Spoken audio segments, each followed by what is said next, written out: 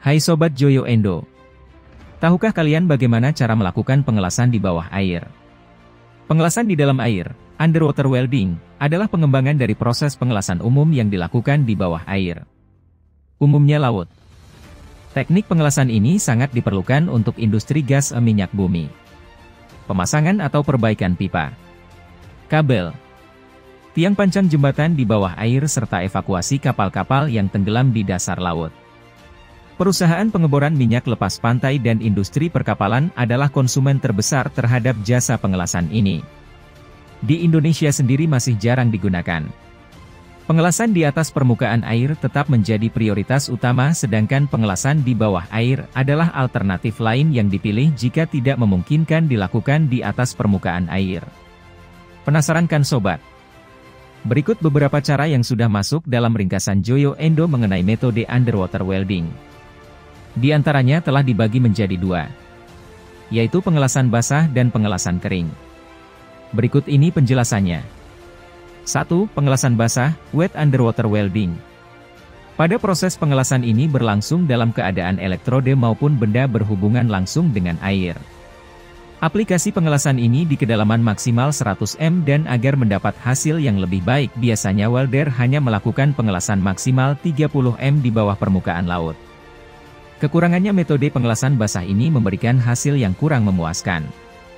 Di samping memerlukan welder yang memiliki keahlian menyelam yang tangguh dan memerlukan pakaian khusus untuk selam, gelembung gas yang terjadi selama proses pengelasan akan sangat mengganggu pengamatan welder tersebut.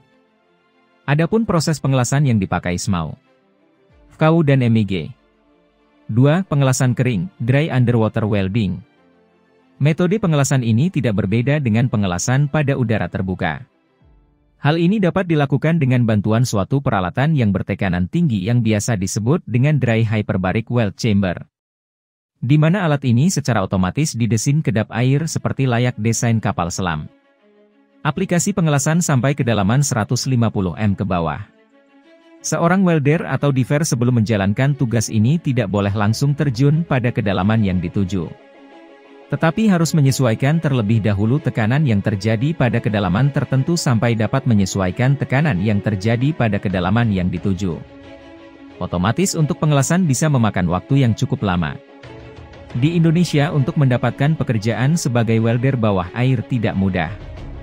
Mereka harus memiliki izin atau sertifikat dari badan berwenang seperti API, Asosiasi Pengelasan Indonesia, dan sertifikat sebagai penyelam. Lokasi pendidikan keahlian pengelasan di bawah air pertama di Indonesia yang masih langka itu berada di Solo Technopark. Lembaga pendidikan yang didirikan pemerintah kota Surakarta didukung Kementerian Perindustrian dan Perdagangan itu bergerak khusus di bidang pengelasan dengan standar internasional. Peserta pelatihan pengelasan bawah air di STP dipatok dalam waktu 2-3 bulan sudah mahir dan bersertifikasi underwater wet welding. Para welder ini harus menghadapi berbagai resiko besar yang bisa mengancam keselamatan ketika sedang melaksanakan tugas. Resiko yang tinggi ini sebanding dengan pendapatan yang diperoleh. Biasanya penghasilan akan semakin tinggi seiring jam terbang welder tersebut. Seorang welder profesional yang memiliki jam terbang tinggi bisa meraup penghasilan hingga 300 juta rupiah sebulan. Profesi underwater welding dengan gaji yang besar. Bukan hal yang asing lagi jika para milenial lebih rewel dalam urusan pekerjaan. Menurut pakar, banyak dari mereka yang suka tidak sabar dalam membangun karir sehingga mudah pindah kerja. Biasanya milenial mencari profesi yang memberikan penghasilan cukup tinggi namun dengan tingkat stres cenderung rendah. Generasi orang yang tahun ini berusia 19 hingga 35 tahun itu pun mendambakan keseimbangan hidup atau work-life balance. Mungkin sebagian dari kamu para milenial masih bingung kira-kira pekerjaan apa yang membuat cepat kaya. Ada salah satu pekerjaan yang jarang diketahui oleh banyak orang. Salah satu pekerjaan yang berpenghasilan tinggi dan jarang diketahui orang adalah tukang las bawah air. Berikut fakta menarik mengenai tukang las bawah air yang jarang diketahui orang. Seperti yang sudah kami ringkas dalam ringkasan Joyo Endo. 1. Tukang las bawah air dibayar tinggi. Tukang las bawah air memang benar-benar dibayar tinggi dan dibayar per jam.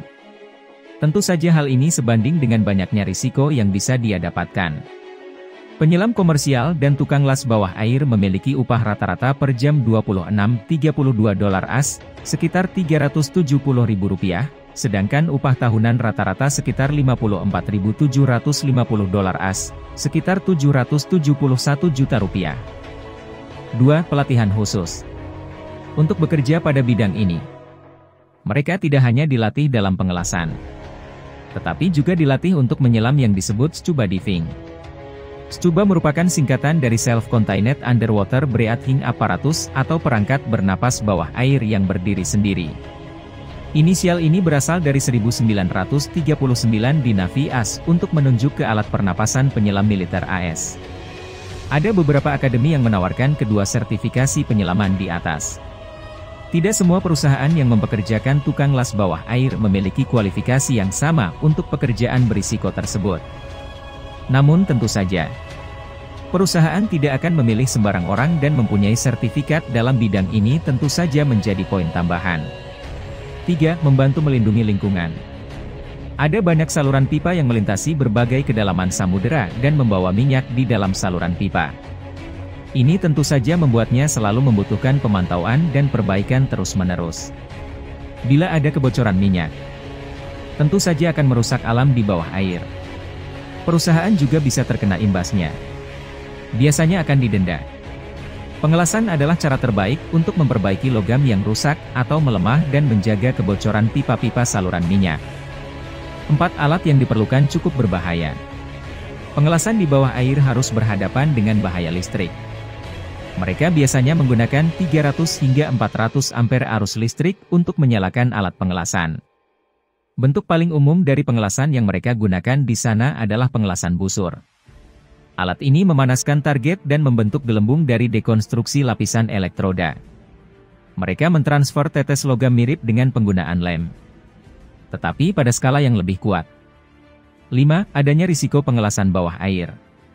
Risiko utama mengambil pekerjaan di bidang pengelasan bawah air seperti yang dikatakan pada poin di atas. Aliran arus listrik. Namun selain itu ada juga bahaya penyakit terkait dekompresi yang melibatkan jumlah tekanan dan gas yang bisa terhirup saat menyelesaikan pekerjaan. Dalam kasus yang jarang terjadi, bisa ada efek yang lebih parah yang melibatkan gangguan muskuloskeletal tubuh. Gangguan muskuloskeletal adalah suatu kondisi yang mengganggu fungsi sendi, ligamen, otot, saraf dan tendon, serta tulang belakang. 6. Gelembung adalah teman, namun bisa juga musuh. Gelembung sangat penting ketika melakukan pengelasan bawah air. Sebuah gelembung gas besar biasanya terbentuk di sekitar busur dan merupakan pelindung utama. Mengandung 70% hidrogen, 25% karbon dioksida dan 5% karbon monoksida. Gelembung diciptakan oleh pembakaran fluks yang menciptakan reaksi kimia. Meskipun gelembung yang dibuat membantu proses pengelasan, gelembung kadang juga bisa menimbulkan masalah. Lingkungan yang tidak stabil yang tak terkendali seringkali memuat gelembung terbang ke atas dan menghalangi pandangan. Gelembung-gelembung ini juga dapat meningkatkan risiko misi pengelasan yang gagal. Bagaimana sobat? Sekarang sudah mengertikan mengenai underwater welding. Terima kasih sudah menontonnya. Jangan lupa klik tombol subscribe ya. Terima kasih.